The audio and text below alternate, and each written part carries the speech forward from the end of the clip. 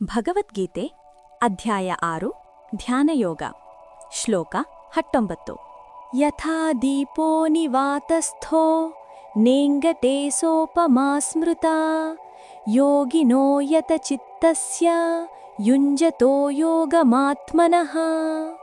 ಕನ್ನಡ ಅನುವಾದ. ಗಾಳಿ ಇಲ್ಲದ ಸ್ಥಳದಲ್ಲಿಟ್ಟಿರುವ ದೀಪವು ಎಲ್ಲೂ ಅಲುಗಾಡದೆ ಸ್ಥಿರವಾಗಿ ಬೆಳಗುವಂತೆ ಧ್ಯಾನದಲ್ಲಿರುವ ಮನಸ್ಸನ್ನು ನಿಯಂತ್ರಿಸಿಕೊಂಡ ಯೋಗಿಯ ಚಿತ್ತವು ಹಾಗೆಯೇ ಸ್ಥಿರವಾಗಿರುತ್ತದೆ. ಅರ್ಥ: ಈ ಶ್ಲೋಕದಲ್ಲಿ ಶ್ರೀಕೃಷ್ಣನು ಅತ್ಯಂತ ಸುಂದರವಾದ ರೂಪಕದ ಮೂಲಕ ಧ್ಯಾನದ ಸ್ಥಿತಿಯನ್ನು ವಿವರಿಸುತ್ತಾರೆ. ಗಾಳಿ ಬೀಸಿದರೆ ದೀಪದ ಜ್ವಾಲೆ ನಡುಗುತ್ತದೆ, ಗಾಳಿ ನಿಂತಾಗ ಅದು ಸಹಜವಾಗಿ ಸ್ಥಿರವಾಗುತ್ತದೆ.